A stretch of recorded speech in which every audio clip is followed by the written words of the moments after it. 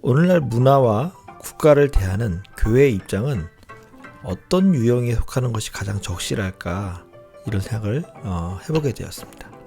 사실 이 문제에 대해서는 어떤 유형론을 가지고는 답을 얻기가 쉽지 않습니다.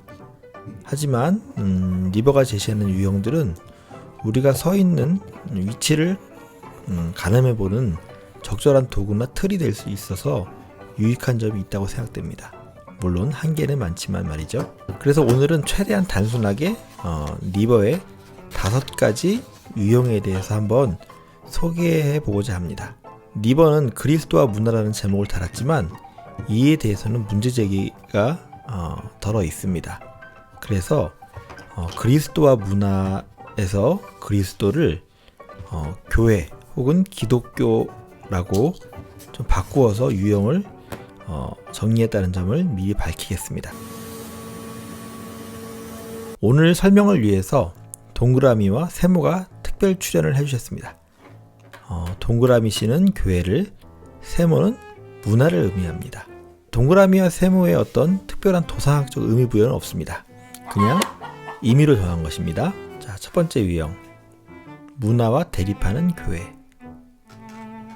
교회는 문화에서 가능한 멀리 떨어져야 한다고 보는 입장입니다. 거리를 둬야 된다는 입장이죠. 이 입장은 믿음과 이성을 거리가 먼 것으로 생각하기도 합니다. 문명에서 가능한 멀리 떨어져서 지내려고 하는 일부 현존하는 기독교 분파들의 실천도 첫 번째 유형에 속한다고 할 수 있습니다. 이 유형은 교회도 인간의 문화에서 벗어날 수 없음과, 그리고 세계에 남아있는 선함, 창조에 대한 긍정, 그리고 일반 은총에 대한 가능성을 부정한다는 점에서 문제제기를 받기도 합니다. 둘째, 문화의 교회입니다. 이것은 당대의 문화적 기준이나 대중의 요구에 부합하도록 교회와 신앙을 편집하는 태도입니다. 계몽주의 이후 이성적으로 납득이 안 되는 성경의 이야기들은 배제하려고 했던 태도가 여기에 속합니다. 성경에 대한 이러한 태도에 반대하며 등장한 근본주의도 두 번째 유형에 포함되기도 합니다. 성경의 가르침을 자본주의 시대의 욕망에 따라 가공하고 편집하는 번영주의적 신앙도 이러한 문화의 기독교 유형에 속한다고 할 수 있습니다. 셋째, 문화 위의 교회. 세 번째는 주로 기독교 국가, 크리스텐덤 사회에 나타나는 유형입니다. 당대 문화의 성격이 무엇이든지 간에 교회 안에서 이루어지면 된다는 입장에 가깝습니다. 이 유형은 교회의 승인 아래 들어왔다면 거기에 관심을 둘 뿐이고, 그 내용이 어떤 것인지에 대해서는 큰 관심을 기울이지 않습니다. 예를 들어서 상업적 쇼핑몰의 고객 유치 방식을 교회 방식에 접목시켜서 결국 전도라는 기독교적 사명을 위한 것으로 탈바꿈시키는 거죠. 그렇게 된다면 전도가 이루어지고 사람들이 늘어나기 때문에 땡큐 라고 보는 입장입니다. 이런 입장이 문화위의 기독교에 가까운데요. 리버는 이를 두고서 겉과 속이 다른 생크림 케이크에 비유하기도 했습니다. 어떤 문화라는 내용물이 있는데 그 위에 기독교라는 크림을 더 씌운 모양이라고 보는 것이죠. 네 번째는 문화와 역설적 관계에 있는 교회. 네 번째는 역설적 관계에 있는 것인데요.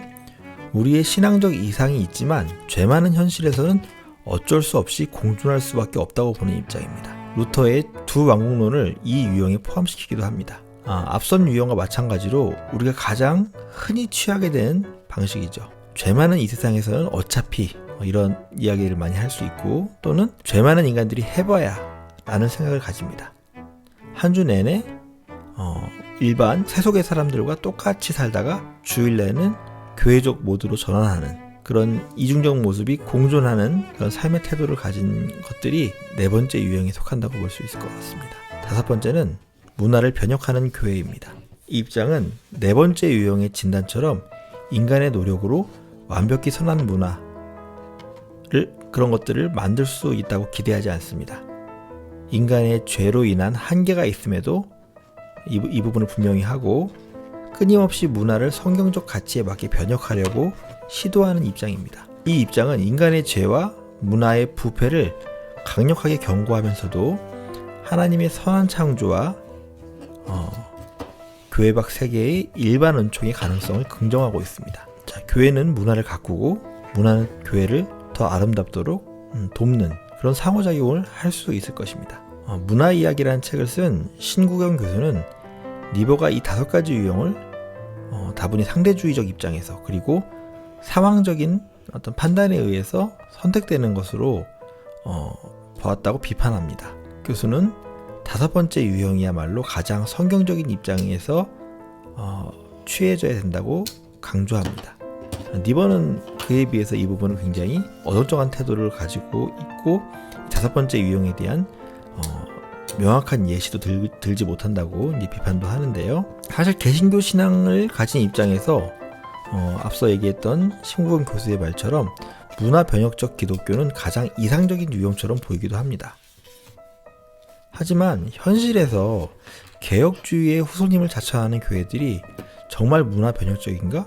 반문하게 될 때가 있습니다. 오히려 첫째에서 넷째 유형 사이를 입장에 맞춰서 오가는 그런 모습이지 않나. 현실의 교회들은 그런 생각을 하게 되기도 합니다. 왜 그럴까요? 니콜라스 월터스토프가 정의와 평화가 입맞출 때까지라는 책의 서두에서 말했듯 형성적 기독교가 되지 못하고 회피적 기독교가 되어버린 탓일 수도 있습니다. 아니면 죄와 문화의 한계를 그저 어쩔 수 없는 것으로 받아들이고 현실주의적인 타협을 하게 되어 문화에 동화되었을 수도 있겠다는 생각이 듭니다. 위에 5가지 유형을 교육에 한번 적용해 보시면 좋을 것 같습니다. 첫 번째, 문화에 대립하는 기독교 교육. 두 번째, 문화의 기독교 교육. 어떤 것이 있을까요? 예를 한번 생각해 보는 겁니다. 세 번째, 문화 위의 기독교 교육. 네 번째, 문화와 역사적 관계에 있는 기독교 교육. 문화를 변혁하는 기독교 교육. 뭐 이런 것들 생각해 보면 좋을 것 같습니다. 가정에서 토론을 해보시는 것도 좋을 것 같고요. 자, 그럼 저는 여기서 마치겠습니다.